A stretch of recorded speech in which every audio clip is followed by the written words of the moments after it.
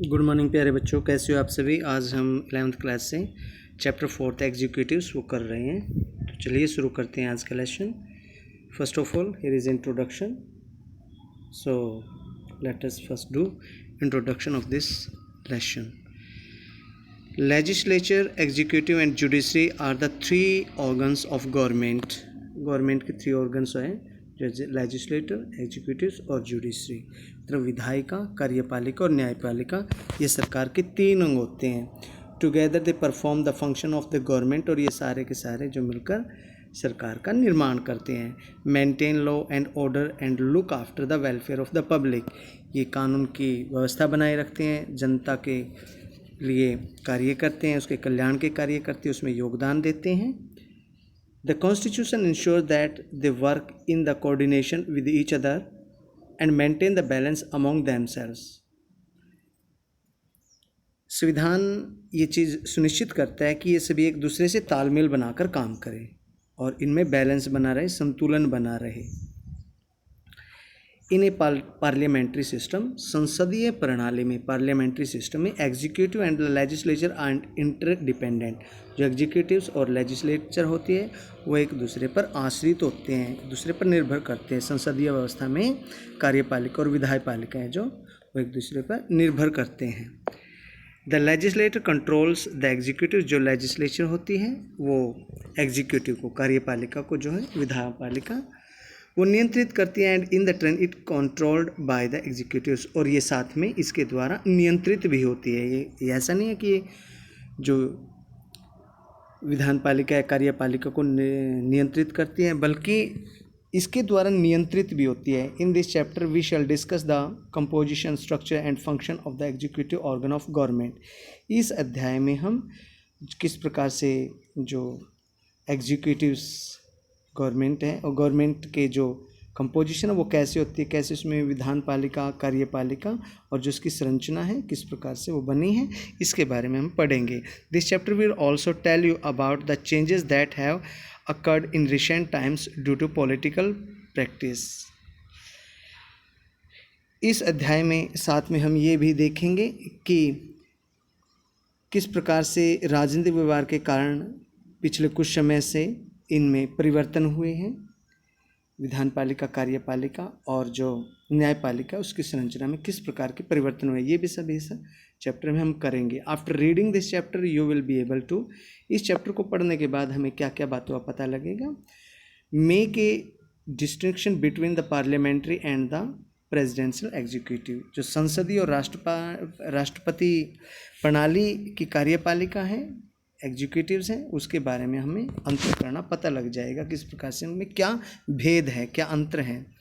Secondly, understand the constitutional position of the president of India, Bharat के राष्ट्रपति है, उसकी संवैधानिक कॉन्स्टिट्यूशनल जो पोजीशन है, संवैधानिक स्थिति, उसके बारे में भी हमें पता लग जाएगा। थर्ड, हमें पता लगेगा know the composition and functioning of the council of ministers and importance of the prime minister. साथ में ही जैसे मंत्रिपरिषद है, उसकी संरचना, उसके कार्यों के बारे में जानेंगे, और प्राइम मिनिस्टर के बारे में हमें पता लगेगा, काउंसिल ऑफ मिनिस्टर्स के बारे में हमें पता लगेगा। और लास्ट में understand the importance and functioning of the administrative machinery, और जो प्रशासनिक एडमिनिस्ट्रेटिव जो मशीनरी है उसकी इम्पोर्टेंस का हमें पता लगेगा, महत्व का पता लगेगा, और वो किस प्रकार के फंक्शन है उसके, किस प्रकार के कार्य, इन सब के बारे में हम इस चैप्टर में जान लेंगे। What is an executive, executive क्या होता है, यानी कार्यपालिका क्या होती है। Who is in charge of the administrator of your school. बच्चों आप ये बताइए पहले, आपके जो स्कूल के मुखिया हैं वो कौन है, उनके प्रमुख कौन है, कौन स्कूल का प्रशासन, वो एडमिनिस्ट्रेशन वो रन करता है। ओब्वियसली प्रिंसिपल करते हैं। Who takes important decision in a school और यूनिवर्सिटी में और स्कूल में कौन इंपॉर्टेंट डिसीजन लेता है, वीसी लेता है, और प्रिंसिपल यूनिवर्सिटी लेवल पे वीसी वाइस चांसलर होते हैं। In any organization some officer holder has to take decision and implement those decisions. किसी भी ऑर्गेनाइजेशन में कुछ ऑफिस होल्डर होते हैं, जो अफसर होते हैं, वो डिसीजन लेते हैं और फिर उन डिसीजंस को, उन निर्णय लेते हैं और निर्णय को लागू भी करते हैं। We call this activity administration और मैनेजमेंट। इसी बात को हम प्रबंधन या फिर वो प्रशासन के क्रिया प्रणाली है उसे कहते हैं कि ये प्रबंधन क्रिया प्रणाली है, प्रशासनिक कार्य प्रणाली है। But administration requires a body at the top that will policy decisions that will take policy decisions or the big decisions and supervise and coordinate the routine administration functioning. You may have heard about the executives of big companies, banks or industrial units. Every formal group has a body of those who function as the chief administrators or executives of that organization. Some office holders decide the policies and rules and regulations, and then some office holders implement these decisions in actual day-to-day functioning of the organization. The word executive means a body of persons that looks after the implementation of rules and regulations in actual practice. तो हम क्या देखते हैं कि कुछ companies होती हैं, जैसे कुछ कंपनीज हैं उनमें जो डिसीजन है वो किसके द्वारा लिए जाते हैं, उनके प्रमुखों के द्वारा। प्रशासन के लिए जो संगठन होते हैं उनकी चोटी पे एक ऐसा समूह होना चाहिए जो बड़े से बड़े जो निर्णय हैं या नीतिगत निर्णय हैं उस इंस्टीट्यूशन के बारे में लेते हैं, और जो हर रोज़ के प्रशासनिक कार्य होते हैं उनकी देख रेख में होते हैं और वो उनमें तालमेल बिठाते हैं। ऐसा हर एक संगठन में कुछ लोगों के समूह के द्वारा किया जाता है। ये जो संगठन है उसके मुख्य प्रशासनिक और कार्यपालिका अधिकारी के रूप में ही काम करते हैं, एग्जीक्यूटिव ऑफिसर्स के रूप में काम करते हैं। प्यारे बच्चों, आपने शायद सुना होगा कि कुछ बड़ी बड़ी कंपनीज होती हैं, जैसे बैंक्स है, इंडस्ट्रीज़ हैं। तो इन बड़ी बड़ी कंपनियों के इकाइयों के बारे में, औद्योगिक इकाई इंडस्ट्रीज़ होती हैं, जो बैंक होते हैं, कंपनी है, उनके बारे में सुना होगा। उनमें से कुछ पदाधिकारी होते हैं, ऑफिसर्स होते हैं जो नियम बनाते हैं और नीतियों का पालन करते हैं, और उन्हीं के बारे में वो निर्णय लेते हैं किस प्रकार से वो एडमिनिस्ट्रेशन वहाँ पे रन किया जाएगा। Some office holders decide the policies and rules and regulations, and then some office holders implement the decision in actual day-to-day functioning of the organization. तो ये पदाधिकारी नीति बनाते हैं, नियम बनाते हैं और इन्हीं के बारे में वो निर्णय लेते हैं कि किस प्रकार से वो रन करेंगे अपना एडमिनिस्ट्रेशन। कुछ उन्हें संगठन में लागू करते हैं कुछ नियमों को, और कुछ उनको बनाते हैं।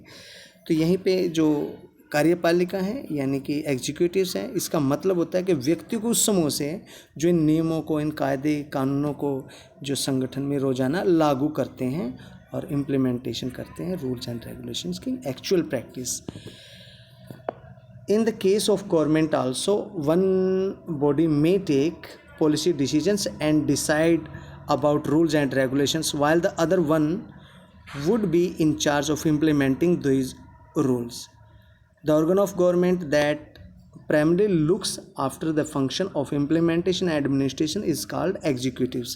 सरकार है, सरकार के मामले में भी एक संस्था है जो नीतिगत निर्णय लेती है, पॉलिसीज़ है वो बनाती हैं और ऐसी पॉलिसी डिसीजंस वो लेती है और वो इन नियम कायदों को तय करती है, उनके कैसे वो जारी किए जाएंगे, और साथ में ही जिम्मेदारी से इन नियमों को लागू भी करती है उन्हें।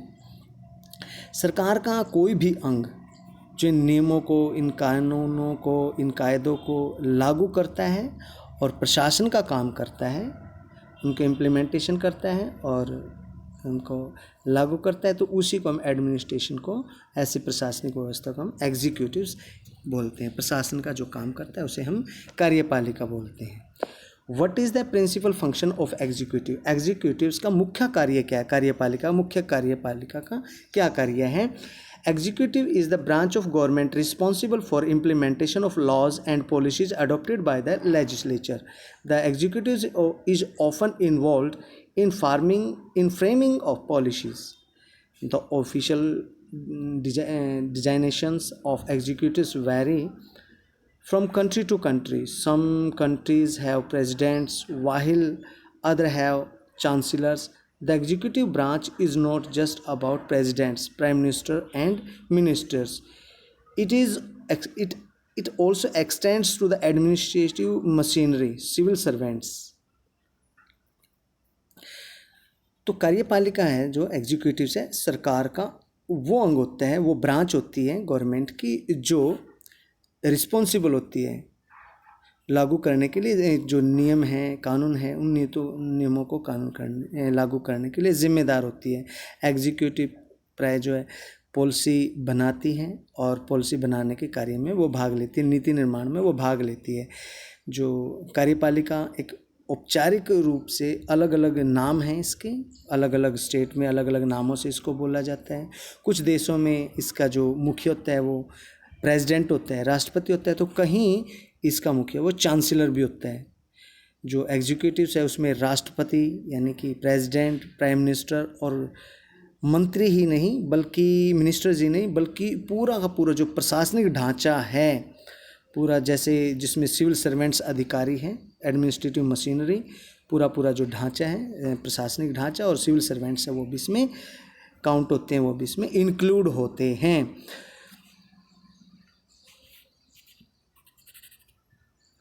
While the heads of government and their ministers saddled with the overall responsibility of government policy are together known as the political executives. Those responsible for day-to-day administration are called the permanent executives. तो सरकार के जो प्रधान हैं और उसके मंत्री हैं उनको राजनीतिक कार्यपालिका बोलते हैं। While the heads of the government and their ministers saddled with the overall responsibility of government policy are together known as political executives. तो जितने भी सरकार के प्रधान, जिस सरकार का जो एक प्रधान होता है उसमें मंत्री होते हैं तो वो राजनीतिक कार्यपालिका उसको बोलते हैं, क्योंकि वे सरकार की सभी नीतियों के लिए उत्तरदायी होते हैं। Those responsible for day to day administration are called permanent executives. लेकिन जो लोग हर रोज़ के प्रशासन चलाने के लिए जिम्मेदार होते हैं, उत्तरदायी होते हैं, उन्हें हम स्थायी कार्यपालिका बोलते हैं। जैसे IAS ऑफिसर या IPS ऑफिसर या HCS अधिकारी है, किसी भी स्टेट सिविल सर्विसेज से हैं, तो ये सभी उसके लिए जिम्मेदार होते हैं। आई रिमेंबर, यहाँ पे थोड़ा सा देख लीजिए, I remember somebody saying that the executive in democracy is accountable to people, is that also of the executive in big companies, aren't they called CEOs, who are they accountable to. तो इसमें मुझे याद है कि कोई मुझसे कह रहा था कि लोकतंत्र में जो कार्यपालिका जनता के प्रति उत्तरदायी होती है, एग्जीक्यूटिव है डेमोक्रेसी में अकाउंटेबल टू, उत्तरदायी होती है लोगों के लिए। क्या ये बड़ी कंपनियों में अधिकारी होते हैं, क्या ये भी ऐसे ही उत्तरदायी होते हैं? क्या उन्हें हम मुख्य कार्यपालिका अधिकारी नहीं कहते? तो क्या ये किसी के प्रति उत्तरदायी नहीं होते? बिल्कुल ही उत्तरदायी होते हैं। ये वहाँ के एम्प्लॉयज़ के लिए उत्तरदायी होते हैं, यहाँ उसके प्रोडक्शन के लिए, उसके नुकसान के लिए, उसके फ़ायदे के लिए, लॉस प्रॉफिट के लिए, वो सभी के लिए उसके ज़िम्मेदार होते हैं। What are the different types of executives? Executives यानी कार्यपालिका के अलग अलग प्रकार कौन से हैं? कार्यपालिका यानी कितने प्रकार की होती है? Every country may not have the same type of executives. You may have heard about the President of USA and Queen of Elizabeth, but the powers and functions of the President of the USA are very different from the powers of President of India. Similarly, the power of Queen of England are different from the powers of the King of Nepal. Both India and France have prime ministers, but their roles are different from each other. Why is so? What are the different types of executive? कार्यपालिका के अलग अलग प्रकार क्या होते हैं? Every country may not have the same types of executive. प्यारे बच्चों, सभी देशों में एक ही तरह की कार्यपालिका नहीं होती। आपने अमेरिका के राष्ट्रपति, इंग्लैंड की महारानी के बारे में तो पढ़ा ही होगा या सुना होगा कहीं पे। अमेरिका के राष्ट्रपति की शक्तियाँ, उसकी अमेरिकन जो प्रेसिडेंट है उसकी पावर्स, और जो उसके पावर्स के साथ उसको जो President, you may have heard about the President of USA and Queen of, but the powers and function of the President of USA are very different from the powers of President of India. जो भारत के राष्ट्रपति के कार्य हैं और उसकी शक्तियां हैं, भारत के राष्ट्रपति की शक्ति और कार्यों के बिल्कुल अलग हैं अमेरिका के राष्ट्रपति के पावर्स और उसकी जो कार्य हैं। Similarly the powers of queen of England are different from the powers of king of Nepal. उसी प्रकार जो इंग्लैंड की महारानी हैं उसकी शक्तियाँ भूटान के या फिर नेपाल के राजा हैं जो उनसे बिल्कुल अलग हैं। इसी प्रकार से both India and France have prime minister, Bharat और फ्रांस के अंदर प्राइम मिनिस्टर है, but their roles are different from each other. Why is so? लेकिन भारत के प्रधानमंत्री और जो फ्रांस के प्रधानमंत्री हैं दोनों की भूमिकाएं भी अलग अलग ही हैं। वो ऐसा क्यों होता है ये आप जानिए। एक्टिविटी है यहाँ पे, थोड़ा बाद में करेंगे, पहले कंटिन्यू करते हैं इसको। To answer this question we will briefly outline the nature of executive exiting in some of the countries. The USA has a presidential system and executive powers are in the hands of the president. Canada has parliamentary democracy with a constitutional monarchy with Queen Elizabeth II is the formal chief of the state and prime minister is the head government. इस प्रश्न का उत्तर देने के लिए हम इनमें से कुछ देश की कार्यपालिकाओं की किस प्रकार की संरचना है, वो किस प्रकार की हैं, उनके बारे में हम पहले डिस्कस करेंगे। अमेरिका में क्या है? In the USA a presidential system है, वहाँ पे अध्यक्षात्मक व्यवस्था है। And executive powers are in the hands of the president. और जितनी भी कार्यकारी शक्तियाँ हैं, कार्य करने की शक्तियाँ, वो राष्ट्रपति के हाथों में निहित होती हैं। ऐसे ही फिर कनाडा है, Canada has parliamentary democracy. Canada के अंदर संसदीय लोकतंत्र है जो संवैधानिक राजतंत्र है, या जिसमें एक महारानी एलिजाबेथ द्वितीय है जो राज्य की वो प्रधान है, स्टेट की वो चीफ हैं, और जो प्रधानमंत्री है वो सरकार का प्रधान है। In France both the president and the prime minister are a part of the semi presidential system. और फ्रांस के अंदर राष्ट्रपति और प्रधानमंत्री अर्ध अध्यक्षात्मक व्यवस्था के हिस्से हैं। राष्ट्रपति प्रधानमंत्री और अन्य मंत्रियों की नियुक्ति करता है, पर उन्हें वो पद से हटा नहीं सकता क्योंकि वो संसद के प्रति उत्तरदायी होते हैं। The president appoints the prime minister as well as the minister but can not dismiss them as they are the responsible to the parliament. और जापान में क्या है, जबकि Japan has a parliamentary system with the empire and the head of the state and the prime minister as the head of the government. Italy has a parliamentary system with the president as the formal head of state and prime minister as the head of the government. Russia has a semi-presidential system where president is the head of state and prime minister who is appointed by the president is the head of government. Germany has a parliamentary system in which president is the ceremonial head of the state and the chancellor is the head of the government. तो यहाँ पे France में क्या है, राष्ट्रपति और प्रधानमंत्री, उनके पास क्या अर्ध अध्यक्षात्मक यानी कि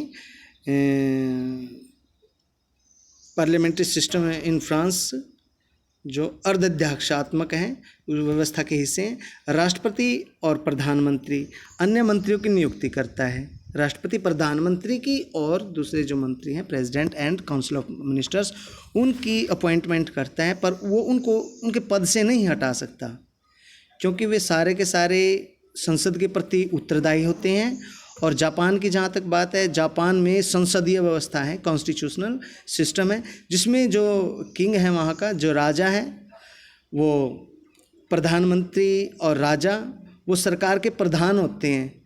यहाँ पे इटली में एक संसदीय व्यवस्था है जिसमें राष्ट्रपति देश का और प्रधानमंत्री सरकार का प्रधान होता है। रूस में एक अर्ध अध्यक्षात्मक है सरकार व्यवस्था जिसमें राष्ट्रपति देश का प्रधान होता है और राष्ट्रपति द्वारा नियुक्त प्रधानमंत्री सरकार का प्रधान है। जर्मनी में एक संसदीय व्यवस्था है जर्मनी के अंदर जिसमें राष्ट्रपति देश का नाम मात्र का प्रधान है और चांसलर सरकार का प्रधान होता है। In a presidential system the president is the head of state as well as head of government. और जहाँ पे अध्यक्षात्मक व्यवस्था है उसमें राष्ट्रपति राज्य और सरकार दोनों का ही प्रधान होता है। In this system the office of president is very powerful. ऐसी प्रणाली में जो देखें तो राष्ट्रपति का पद बहुत ही शक्तिशाली होता है सैद्धांतिक और व्यवहारिक तौर पर। both in theory and practice. Countries with such a system include the United States, Brazil and most nations in Latin America. ऐसे संसदीय व्यवस्था में जो अमेरिका, ब्राज़ील, लैटिन के देश या अमेरिका के अनेक देशों में पाई जाती है. Brazil and most Nations in Latin America.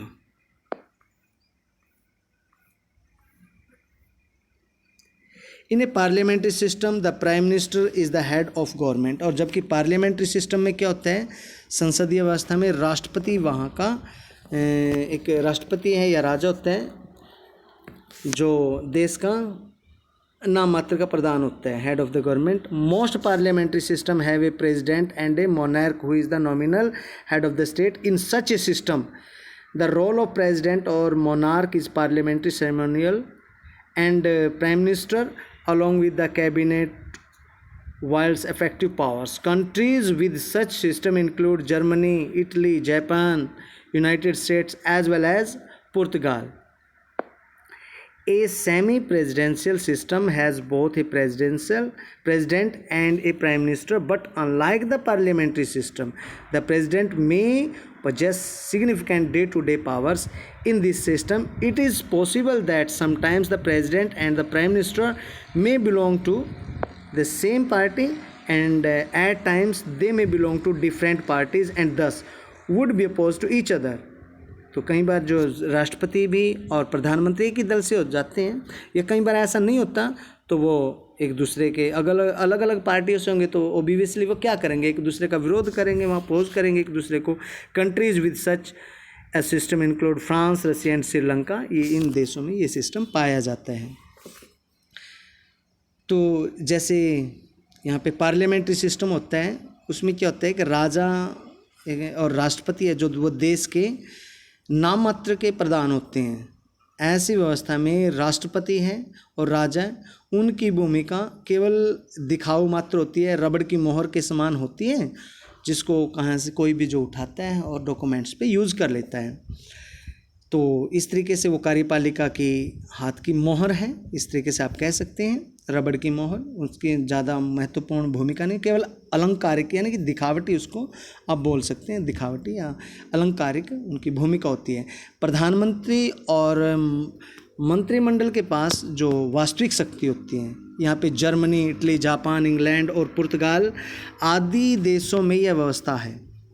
अर्ध अध्यक्षात्मक व्यवस्था में राष्ट्रपति और प्रधानमंत्री दोनों ही होते हैं, लेकिन जो पार्लियामेंट्री सिस्टम है, संसदीय व्यवस्था है, उसमें उसके विपरीत उसमें राष्ट्रपति को दैनिक कार्यों के उत्पादन संपादन के लिए, उनको निर्वहन करने के लिए महत्वपूर्ण शक्तियाँ प्राप्त होती हैं. इस व्यवस्था में, इस सिस्टम में कभी कभी जो प्रेसिडेंट है या प्राइम मिनिस्टर है, दोनों ही एक दल के हो सकते हैं. लेकिन जब कभी वे अलग अलग दो पार्टी से हों, अलग अलग पॉलिटिकल पार्टी से, तो उनके अंदर है स्वाभाविक है आपस में विरोध हो जाता है. फ्रांस, रूस और श्रीलंका के देश में ऐसी ही व्यवस्था है. तो आज के लिए आई थिंक बच्चों इतना ही काफ़ी है. नेक्स्ट जो हम पॉइंट करेंगे वो आगे करेंगे. इससे आगे है हमारा जो पॉइंट है parliamentary executives in India. Bharat के अंदर जो पार्लियामेंट्री एग्जीक्यूटिव, उसके बारे में हम कल को पढ़ेंगे. थोड़ा सा एक बार देख लेते हैं. Check your progress. इसमें देखिए नेहा ने, it is really very simple, a country having a president, a presidential executive and one with a prime minister has parliamentary executives. यहाँ नेहा ने एक बात बोली है कि ये तो बड़ा आसान है. जिस देश में राष्ट्रपति है वहाँ अध्यक्षात्मक कार्यपालिका है, और जिस देश में प्रधानमंत्री है वहाँ संसदीय कार्यपालिका है. ये ऐसा ज़रूरी नहीं है बच्चों. ये आपने अभी जो Canada, Sri Lanka, England, Italy, Germany, पुर्तगाल आदि, रूस या फिर अमेरिका या भारत के संदर्भ में आपने ऐसा देखा है, ऐसा बिल्कुल भी नहीं है. कोई ज़रूरी नहीं है ये व्यवस्था ऐसा. हाँ, मोस्टली ऐसा होता है, ये बात ध्यान रखें. इससे पहले थोड़ा सा हम जो वहाँ पे लेफ़्ट कर दिया था, अब मैं चाहता हूँ कि थोड़ा सा उसको देख लीजिए. मैंने जैसे आपको पहले बताया कि थोड़ा इसमें इम्पोर्टेंट होता है. कई बार जो इम्पोर्टेंट चीज़ें यहाँ पे छूट जाती हैं, 1-2 मार्क्स में हमारे काम आती हैं और एग्ज़ाम में अक्सर पूछ ली जाती है. तो कभी इसको never skip my dear children. तो system based on the principle of collective leadership, जो कलेक्टिव लीडरशिप है, सामूहिक नेतृत्व है, उसके सिद्धांत पर एक प्रणाली है, उसके बारे में हम देखेंगे। Systems based on individual leadership, यहाँ पे एक सिस्टम है, इंडिविजुअल लीडरशिप है, उसके संदर्भ में भी हम यहाँ पर बात करेंगे। तो यहाँ पे जैसे पार्लियामेंट्री सिस्टम है, पार्लियामेंट्री मतलब संसदीय प्रणाली है। यहाँ पे फिर सेकंड में हम देखेंगे सेमी प्रेसिडेंशियल सिस्टम है, अर्ध अध्यक्षात्मक प्रणाली है। और थर्ड है हमारी प्रेसिडेंशियल अध्यक्षात्मक प्रणाली। तो यहाँ पे थोड़ा सा एक बार इसको पार्लियामेंट्री सिस्टम को हम समझ लेते हैं। Head of the government is usually known as prime minister, he is the leader of the majority party in legislature, he is accountable to the legislator, the head of the state may be monarch, president। तो क्या होता है कि सरकार के प्रमुख को हम आमतौर पर प्रधानमंत्री कहते हैं। वहीं पर विधायिका है, उसमें जो बहुमत प्राप्त करने वाला जो नेता है वो उसका नेता होता है। वह विधायिका में बहुमत प्राप्त करने वाला दल का नेता होता है। और he is accountable to the legislature, और विधायिका के प्रति वो जवाबदेह भी होता है। देश का प्रमुख इनमें से कोई भी हो सकता है, या तो वो मोनार्क हो सकता है, वो प्रेसिडेंट हो सकता है। सेमी प्रेसिडेंशियल सिस्टम में क्या होता है कि राष्ट्रपति देश का प्रमुख होता है। President has the president as the head of the state, तो ये राष्ट्रपति है, देश का प्रमुख होता है। और has a prime minister as the head of the government, और गवर्नमेंट का हेड है वो प्रधानमंत्री होते हैं। और जो प्रधानमंत्री और उसका मंत्री परिषद है वो सारा का सारा लेजिस्लेटर के प्रति, विधायपालिका के प्रति जवाबदेह होता है, रिस्पॉन्सिबली अकाउंटेबल होता है। प्रेसिडेंशियल यानी कि प्रेसिडेंसी अध्यक्षात्मक सरकार में क्या होता है कि राष्ट्रपति ही देश का प्रमुख होता है, जैसे कि हम अमेरिका में देखते हैं। और वहीं सरकार का प्रमुख भी होता है, गवर्नमेंट का हेड भी होता है वो। और राष्ट्रपति का चुनाव आमतौर पर क्या है, मतदान के द्वारा ही किया जाता है, लोगों के द्वारा वो चुना जाता है। और वह विधायिका के प्रति पूरा जवाबदेह होता है। तो यहाँ पे कॉन्स्टिट्यूशन मोनार्की, पार्लियामेंट्री रिपब्लिक और सेरेमोनियल एग्जीक्यूटिव्स, यहाँ पे औपचारिक शासन प्रमुख यहाँ पे हम देखने को मिलता है। इसके साथ ही यहाँ पे थोड़ा सा एक बार सेमी प्रेसिडेंशियल एग्जीक्यूटिव्स इन श्रीलंका, इसके बारे में आप पढ़ लें। तो क्या कि in 1978 the constitution of Sri Lanka was amended and the system of executive presidency was introduced. Under the system of executive presidency people directly elect the president. It may happen that both the president and the prime minister belong to the same political party or to different political parties. 1978 में श्रीलंका के संविधान का संशोधन हुआ। उसमें क्या किया गया कि अध्यक्षात्मक कार्य प्रणाली लागू कर दी गई पूरे देश में। अध्यक्षात्मक तरीके से वो वहाँ का शासन चलाया जाएगा राष्ट्रपति के द्वारा। इस प्रणाली में जनता क्या करती है कि अपने राष्ट्रपति को चुनती है, और वह डायरेक्ट रूप से चुनती है, कोई अप्रत्यक्ष तरीके से नहीं चुनती। यह संभव होता है कि राष्ट्रपति और प्रधानमंत्री एक ही दल के हों यहाँ पे, लेकिन हो जाता है कई बार कि अलग अलग दल से हों, तो अलग अलग दल से तो उनमें विरोध होना स्वाभाविक होते हैं। The president has vast powers under the constitution. The president chooses the prime minister from the party that has a majority in the parliament. Though ministers must be members of the parliament, the president has the powers to remove the prime minister or ministers apart from being the elected head of the state and commander-in-chief of the armed forces. The president is also the head of the government. तो संविधान में राष्ट्रपति को बहुत सारी शक्तियाँ दी गई हैं। वहाँ पे राष्ट्रपति संसद में जो बहुमत प्राप्त करने वाले दल का सदस्य होता है, और वही अपनी इच्छा से जो बहुमत दल से प्राप्त करने, जो ज़्यादा मत प्राप्त करता है, बहुमत दल के नेता को ही प्रधानमंत्री चुनता है। हालांकि जो मंत्रियों के लिए संसद का सदस्य होना जरूरी है, लेकिन राष्ट्रपति प्रधानमंत्री और दूसरे मंत्रियों को वो हटा सकता है वहाँ से। राज्य का जो एक इलेक्टेड प्रेसिडेंट होते हैं, मुखिया होते हैं वहाँ पे, और वो आर्म्ड फोर्सेस का यानी सशस्त्र सेनाओं का प्रधान सेनापति होने के अतिरिक्त वो राष्ट्रपति सरकार का भी प्रधान होता है। राष्ट्रपति वहाँ पे 6 वर्षों के लिए चुना जाता है, फॉर 6 years, और elected for a term of 6 years। The president can not be removed except by the resolution in the parliament passed by at least 2/3 of the total members of parliament. if it is passed by not less than 1/2 of the total members of parliament and the speaker is satisfied that such allegations merit inquiry, then the speaker can report matter to the Supreme Court. How is the position of president and the prime minister in Sri Lanka different from India? Compare the role of Supreme Court in the impeachment of president in India and Sri Lanka. तो राज्य का जो निर्वाचित प्रधान है वही होता है और सशस्त्र सेनाओं का प्रधान है वो होता है, सेनापति होता है वो, और राष्ट्रपति सरकार का भी वो प्रधान होता है। राष्ट्रपति वहाँ पे 6 वर्ष के लिए चुना जाता है। वह संसद की कुल सदस्य संख्या को 2/3 बहुमत से वो पारित करके प्रस्ताव से उसे हटाया जा सकता है। अगर वह प्रस्ताव संसद के कम से कम आधे सदस्यों द्वारा पास किया जाए तो संसद का अध्यक्ष भी संतुष्ट हो कि उसके द्वारा लगाए गए जितने भी आरोप हैं उनमें दम है, तो संसद का अध्यक्ष उसे सुप्रीम कोर्ट भेज सकता है। तो यहाँ पे श्रीलंका के राष्ट्रपति और प्रधानमंत्री की स्थिति है जो भारत के से बिल्कुल अलग है। भारत और श्रीलंका के राष्ट्रपति को जो महाभियोग के माध्यम से सर्वोच्च न्यायालय की जो भूमिका है उसके द्वारा impeachment of the president in India and Sri Lanka. तो श्रीलंका का राष्ट्रपति और प्रधानमंत्री स्थिति भारत से किस प्रकार अलग है? भारत और श्रीलंका के राष्ट्रपति के महाभियोग में सर्वोच्च न्यायालय की भूमिका की इसमें हम तुलना करेंगे। तो आज के लिए बच्चों इतना ही। कल को हम जो भारत के बारे में पढ़ेंगे, parliamentary executives in India. Bharat में जो संसदीय कार्यपालिका है, पार्लियामेंट्री एग्जीक्यूटिव्स है, उसके बारे में हम कल को अध्ययन करेंगे।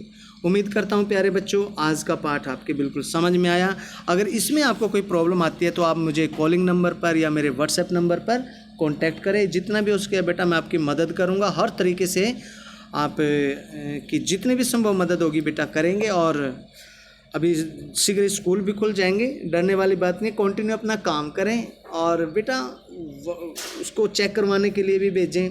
अपने टेस्ट है, जितने भी टेस्ट है वो टाइम से दें तो अच्छा है। अच्छे से तैयारी करेंगे, आप खुद अपनी पढ़ाई के लिए ज़िम्मेदार बने और बेटा खुद जिम्मेदारी उठाएं, क्योंकि आप अब बच्चे नहीं, अब बड़े हो चुके हैं और अपने अच्छे भले बुरे के लिए समझते हैं। तो that is enough for today. Let's have next video tomorrow. Thank you.